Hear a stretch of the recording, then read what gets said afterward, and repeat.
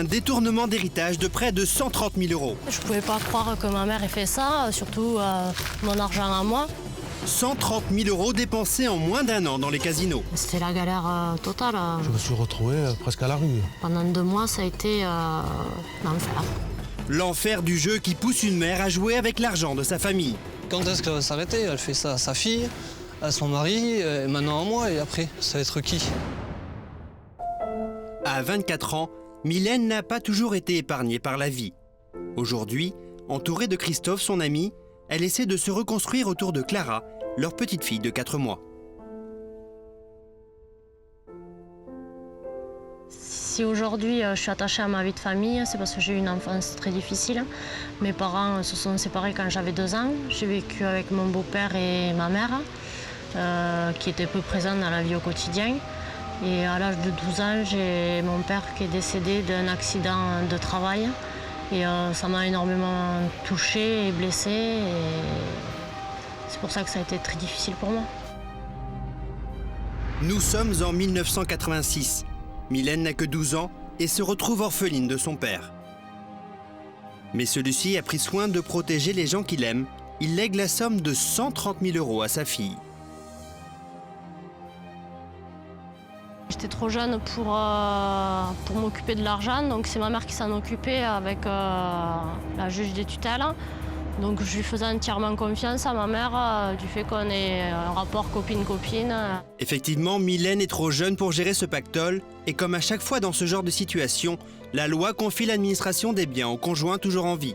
En clair, l'argent de l'héritage est bloqué jusqu'à la majorité de Mylène et chaque année, sa mère est obligée de rendre des comptes à la juge des tutelles. Mais malheureusement pour Mylène, les choses ne vont pas se passer comme ça. 15 jours avant mes 18 ans, ma mère m'annonce qu'elle a dépensé mon argent au casino. Et que bon, il y en a encore de bloqués jusqu'à l'âge de mes 20 ans. Elle me dit que si je porte plainte contre elle, elle partirait en prison. J'ai décidé de me taire parce que mettre ma mère en prison, c'était pas possible vu que c'était ma mère. Donc j'en suis restée, j'ai pas trouvé les mots, je suis restée bouche bée. Je pouvais pas croire que ma mère ait fait ça, surtout mon argent à moi. Elle m'avait promis que je pouvais m'acheter plein de choses, une voiture, payer mes études. Et donc c'était plus possible, donc je pouvais pas y croire. Pour moi c'était impensable.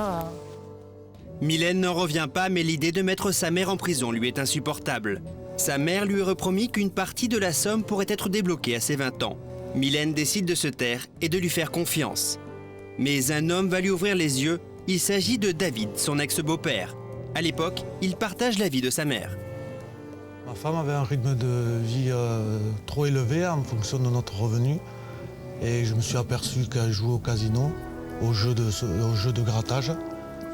Et j'ai commencé à avoir des doutes de savoir d'où l'argent sortait.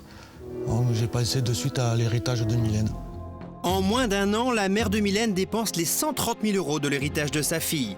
David a compris, pour lui aussi, il y a peut-être un problème. Je me suis inquiété pour ma situation personnelle dès que j'ai eu des doutes par rapport à Mylène. Puis tout compte, dans la semaine, je suis tombé sur mon propriétaire qui m'a dit que je lui devais 6 mois de loyer. Suite à ça, j'ai fouillé dans toute la maison, j'ai trouvé 2 crédits qu'elle avait fait limite à ma signature. On m'a fait une coupure d'électricité. Tout s'est enchaîné finalement, tous les problèmes sont venus et tout s'est enchaîné en même temps. Je me suis retrouvé presque à la rue. Ah, ça a été une période très dure. Pour David, c'en est trop. Il décide de la signer au tribunal pour faux et usage de faux. Le jugement est sans appel. Il condamne la mère de Mylène à 3 mois d'emprisonnement avec sursis, une interdiction de fréquenter les casinos pendant 2 ans et l'obligation de soigner son addiction au jeu. Cette addiction, Éric Boina, président d'Addictel, association qui vient en aide aux joueurs, la connaît bien. Il y a à peu près aujourd'hui 400 000 joueurs addicts au jeu. Il faut savoir que c'est une maladie, non pas un vice, qui présente des troubles associés bien souvent, c'est la prise d'alcool ou de tabac, qui va jusqu'à la semi-délinquance, c'est-à-dire le chèque sans provision, puis bien sûr la délinquance, c'est-à-dire le détournement dans le cadre de l'entreprise, détournement d'argent, et bien sûr après dans la famille. La famille, Mylène n'y croit plus. Je ne peux pas imaginer que ma mère m'ait fait ça parce que c'est la seule personne qui me reste de ma famille, sur qui je pouvais avoir confiance. Elle m'a trahi, elle m'a volé ce qui me restait de mon père, elle m'a volé mes rêves. Enfin, c'est un coup de couteau planté dans le dos.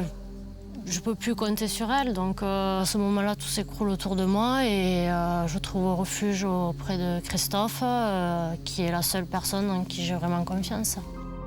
Tout juste majeure, Mylène est complètement perdue. Elle trouve refuge chez Christophe, à qui elle va tout avouer. C'est inadmissible, c'est impensable. On ne peut pas penser ça d'une mère, de prendre l'argent que son père lui a laissé pour aller jouer au casino. Et en plus de ça, même pas pour leur confort, le confort au quotidien. Non, même pas. C'était pour tout claquer au casino, c'est impensable. À ce moment-là, Christophe réalise lui aussi que la mère de Mylène l'aurait peut-être manipulée. Quand Mylène m'apprend que sa mère lui a pris tout son héritage, que Mylène n'a plus rien, moi je me suis très vite inquiété parce que envers sa mère, je lui avais fait des crédits. Je lui ai souscrit des crédits, un de 1500 et un de 6000. Et voilà, bon, je me suis dit c'est bon, j'aurai plus rien, j'aurai plus d'argent, bon, j'aurai plus, c'est fini, je peux abandonner. Mais le souci, c'est quand est-ce qu'elle va s'arrêter? Elle fait ça à sa fille, à son mari, maintenant à moi, et après, ça va être qui? 130 000 € volés à sa fille, 21 000 € à son mari et peut-être 7 500 € à son gendre. La mère de Mylène dilapide tout l'argent de sa famille dans le jeu. En attendant, les problèmes d'argent minent Christophe et Mylène qui décident de se séparer temporairement. Mylène se retrouve à la rue. J'allais dormir chez une copine, chez une autre. Je me débrouillais comme je pouvais et comme je voulais pas abuser des gens, des fois je dormais dans ma voiture. Enfin, c'était la galère totale. Pendant 2 mois, ça a été l'enfer. Un enfer et la seule solution pour s'en sortir, porter plainte contre sa mère. À contre-cœur, Mylène s'exécute. Durant sa garde à vue, la mère de Mylène ne nie pas les faits et explique comment elle est tombée dans cet engrenage et comment elle a dilapidé près de 130 000 € en moins d'1 an.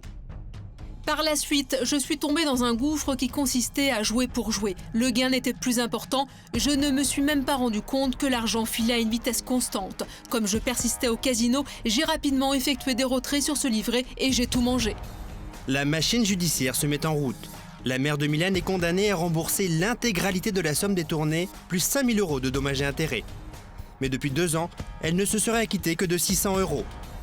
Aujourd'hui, motivés par notre présence, Mylène et Christophe veulent des explications. Ils partent à la rencontre de la mère de Mylène. L'entrevue est filmée en caméra cachée. Dans quelques instants, nous accompagnerons Mylène au domicile de sa mère. Notre objectif, récupérer les 130 000 € légués par son père. Et te payer, je travaille pas, j'ai aucun revenu moi. Mais tu peux pas aller travailler? Si, j'ai trouvé du boulot, mais je tombe toujours sur des connards. Mais il y a un problème, la mère de Mylène affirme être ruinée. Vous savez, madame... Mais je vais me battre, je fais quoi? Non. Ça commence à bientôt. Je n'ai rien. Qu'est-ce que vous voulez que je fasse? Muriel et Marie-Christine ont elles aussi un problème d'héritage. Leur grand-mère leur a légué 2 appartements, mais leur père aurait manipulé la vieille dame pour s'approprier les logements. Ce qu'il nous fait, c'est vraiment dégueulasse et je comprends pas parce que vraiment on le mérite pas. Écœurés par l'attitude de leur père, les 2 jeunes femmes vont tenter ce soir de récupérer leurs biens. Il est malade, hein? Vous n'avez pas honte de vous présenter? Moi aussi je suis malade. Non mais, attendez, il a 72 ans, hein? Et vous savez pas son bilan de santé, hein? Oui, mais je vois pas le rapport. Le rapport de venir un soir sans prévenir quelqu'un de cardiaque, mais c'est ignoble! Muriel et Marie-Christine vont-elles récupérer leur appartement? La réponse dans quelques minutes.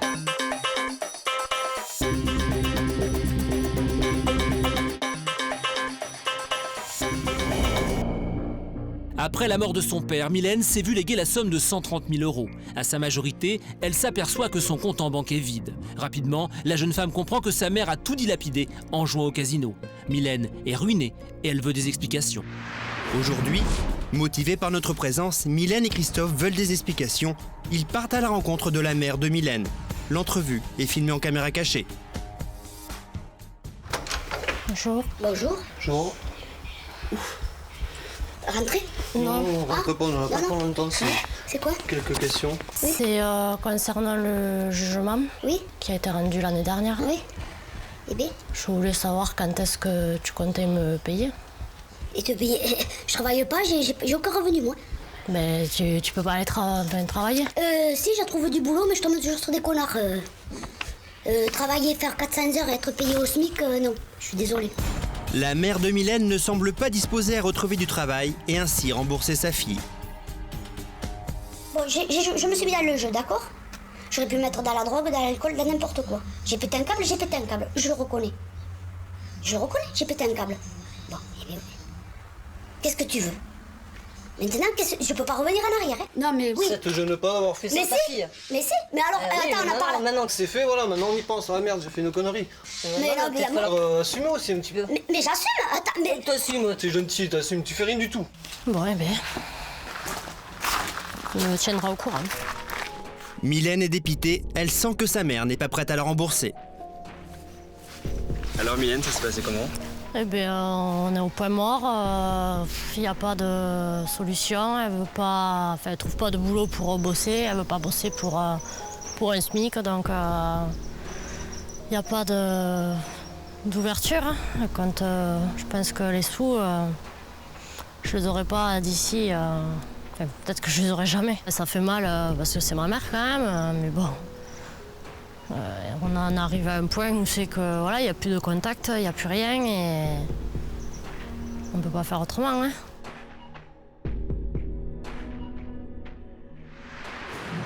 Mylène, vous avez des mots très durs et on peut les comprendre par rapport à votre mère. Vous dites, je vous cite, elle a volé mes rêves, c'est un coup de couteau planté dans le dos. C'est encore votre mère ou pas?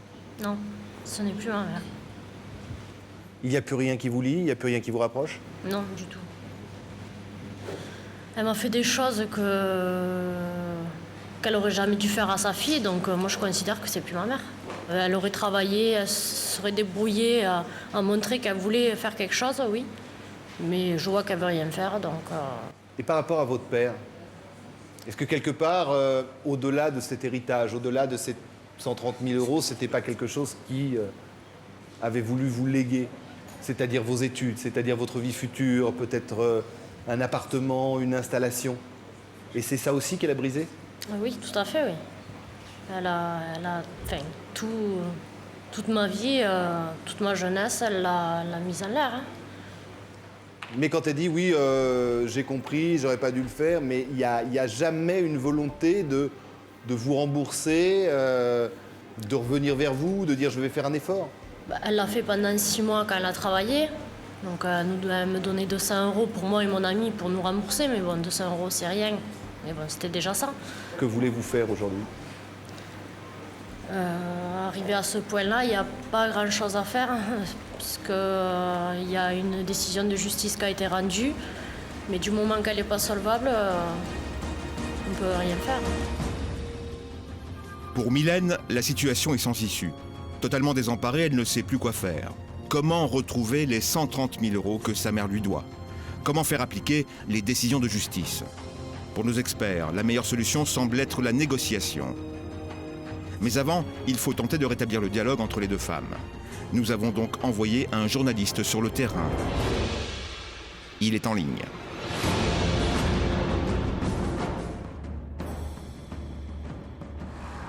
Je vous propose de retrouver Benoît Dombes, quelque part du côté, Benoît, de Toulouse, c'est ça? Au sud de Toulouse, Christophe. Et votre mission, c'est pour ça qu'on vous a envoyé là-bas, c'est d'aller rencontrer la mère de Mylène. Ok, ben on y va, Christophe. On a une petite centaine de mètres du domicile d'une nouvelle amie de la maman de Mylène. C'est parti. Notre journaliste se rend au domicile du nouveau conjoint de la mère de Mylène. Pendant ce temps sur le plateau, nos experts en profitent pour nous donner quelques pistes d'investigation. Je reviens, vraiment c'est un détail, mais ça peut être une piste. Manifestement, au moment de l'héritage, au moment du décès de votre papa, une somme a été remise par son employeur puisque c'est un accident du travail. Et cette somme vous était destinée, aurait dû vous revenir. C'est ce qu'il semble figurer dans cette décision de justice, puisqu'il y a un magistrat qui écrit que cette somme, qui était un capital souscrit, devait revenir à sa fille et a été remise directement à madame, votre mère. Donc l'employeur de votre papa aurait peut-être commis une erreur. Si cette erreur venait à être démontrée, effectivement, ça serait une planche de salut. Alors, est-ce qu'en attendant... Si c'est avéré. Cette piste semble intéressante, mais nous y reviendrons plus tard. Car sur le terrain, notre journaliste arrive devant le domicile du conjoint. Il frappe à la porte va-t-elle s'ouvrir? Alors pour l'instant, il semble qu'il n'y ait personne, Christophe, mais il y a une voiture qui vient d'arriver. Est-ce que c'est eux? Je ne sais pas. Mais la voiture qui vient de passer appartient à la famille du nouveau conjoint de la mère de Mylène. Nous invitons alors notre journaliste à obtenir des informations. Le couple est-il dans la maison? Bonjour monsieur, je cherche madame. Elle n'est pas là? Mauvaise nouvelle, apparemment il n'y a personne. Étrange car ces gens étaient pourtant venus leur rendre visite. Perplexe, Benoît Donce et son équipe restent à proximité. Mais pour Mylène, le temps presse. Nous pensions pouvoir trouver la mère chez elle pour engager la négociation. Ne la trouvant pas, nous l'appelons sur son portable.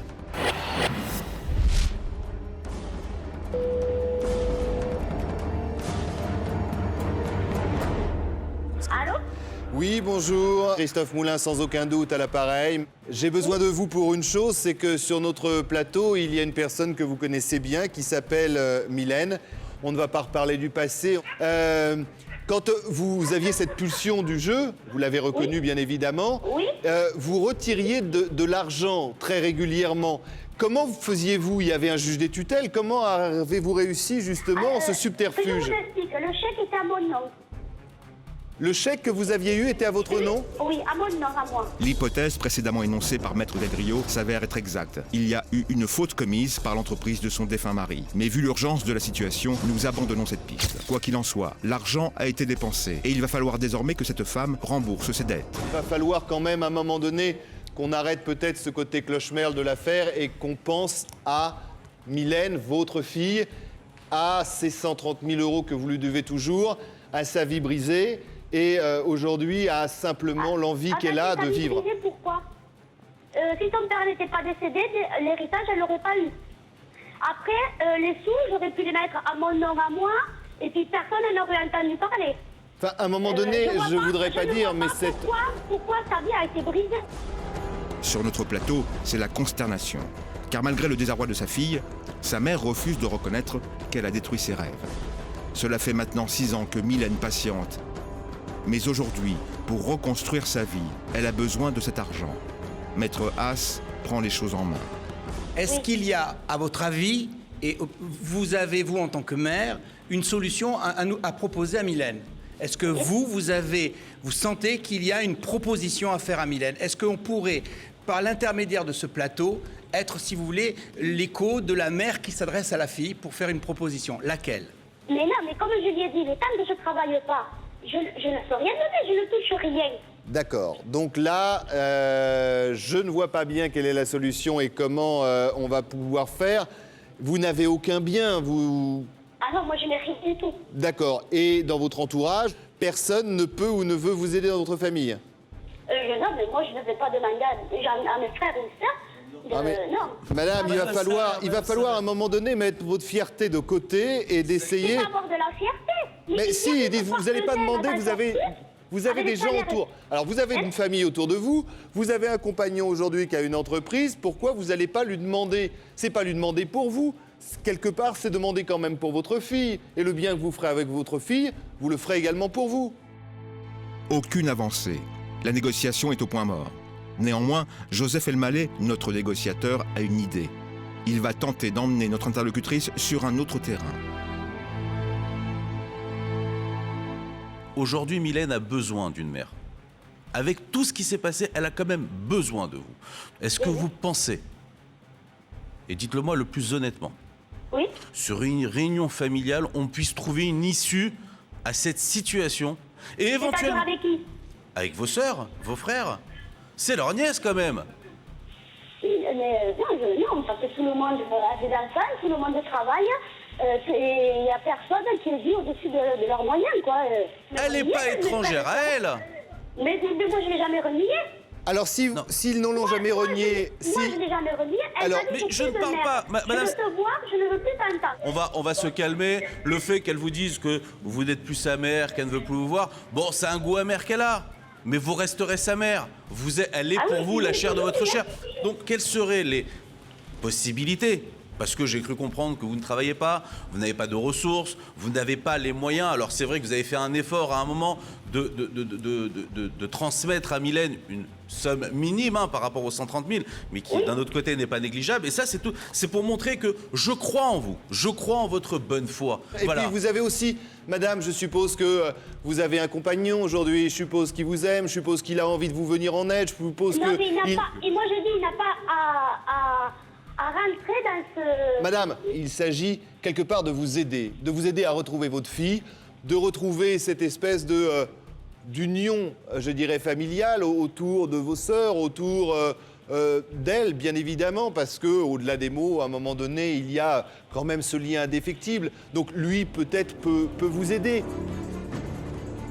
Alors qu'elle est au pied du mur, la mère de Mylène refuse tout en bloc, même de demander de l'aide à ses proches. Mais Maître Coin va vite la ramener à la réalité. Alors maintenant, il faut arrêter. Il faut arrêter parce que depuis 5 minutes, vous nous expliquez des choses. Arrêtez, vous nous expliquez comment vous savez vous rendre insolvable, comment vous savez ne pas remplir vos engagements et comment vous faites tout pour le jour où vous avez un peu d'argent pour arrêter de travailler pour ne pas payer. Donc sachez que si vous ne souscrivez pas aux engagements que vous avez souscrits, on peut vous y contraindre par voie de justice. Maintenant, vous avez 2 solutions. Ou alors on vous explique les règles qui sont coercitives et qui sont violentes, ou alors vous écoutez avec un peu plus d'attention notre médiateur, qui est finalement le gentil du plateau, qui fait un effort immense pour obtenir une solution, pour ménager votre susceptibilité, votre décence, et en même temps pour quand même, ce qui est le principal, couvrir le préjudice d'une victime. Votre fille est la victime, ce n'est pas vous la victime. Maintenant, il faut arrêter. C'était moi la victime.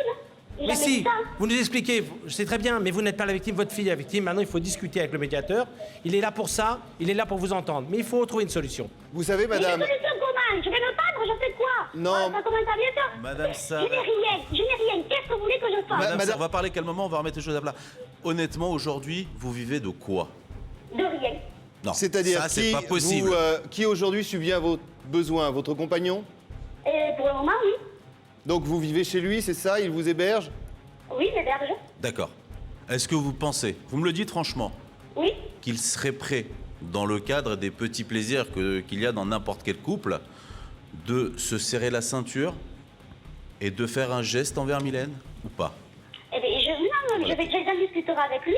Je ne serai pas de la fierté, je vais en discuter avec lui. Moi, je me propose de discuter avec lui à votre place et vous gardez votre dignité. Non, je préfère que ce soit moi en D'accord, discuter. d'accord. Je préfère en discuter moi-même. D'accord. Et voilà, et après, vous direz ce qu'il en est. Est-ce la persévérance de nos experts ou l'envie de retrouver sa fille qui la pousse à faire un effort? Quoi qu'il en soit, la démarche est positive. Mais comment faire lorsqu'on se trouve dans une impasse? C'est hors antenne avec notre médiateur qu'ensemble, ils vont tenter de trouver une solution. Quelques instants plus tard, Joseph revient sur le plateau et nous résume la situation.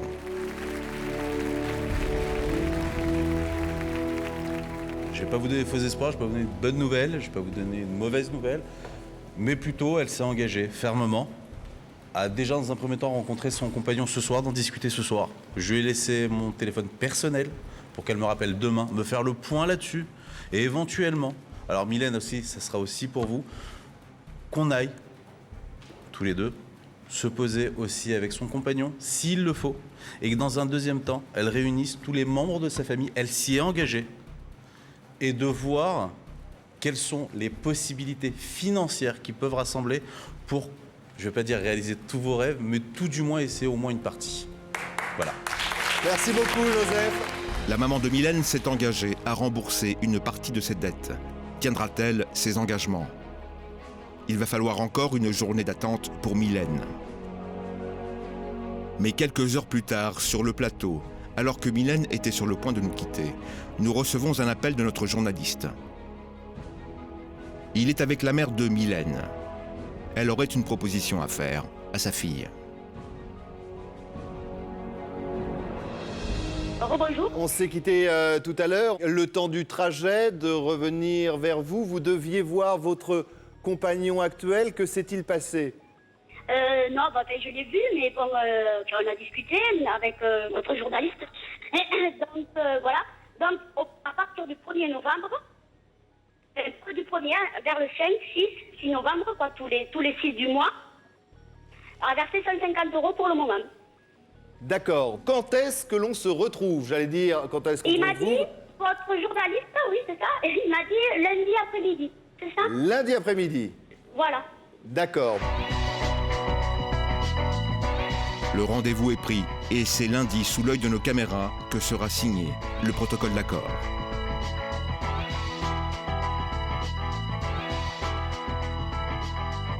C'est un début. Et qu'est-ce que quelque part, cette porte entrouverte, qu'elle soit financière aujourd'hui et quand même filiale humaine, vous avez envie de la pousser, vous avez envie de voir ce qu'il y a derrière? Oui, j'ai envie de voir ce qu'il y a derrière, oui. Et voir par la suite, mais bon, il faudra du temps certainement, hein. Ça va pas se faire du jour au lendemain non plus. En tout cas, vous prenez la main de votre mère qu'elle vous tend ce soir? Oui. Merci beaucoup. Merci à toutes les deux. Et on suit ça sous les caméras, sans aucun doute. Et merci aussi à notre médiateur qui, lui également, va prendre et va garder le dossier en main.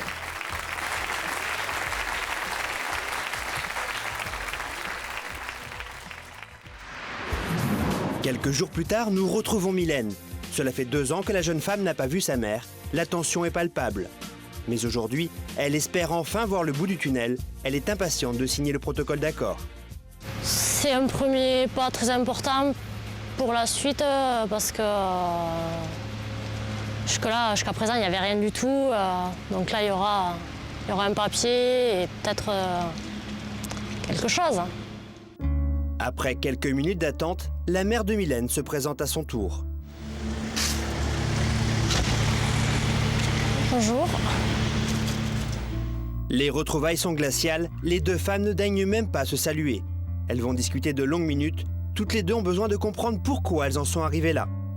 Après ces explications nécessaires, la mère de Mylène tient son engagement et accepte de signer le protocole. Dans ce document, elle s'engage à verser 150 € par mois à sa fille jusqu'au remboursement total des 128 000 € qu'elle a détournés. Pour Mylène, c'est une première victoire. Ce papier me permet d'avancer dans ce dossier. C'est un engagement que ma mère tient auprès de moi, donc j'espère qu'elle va le faire.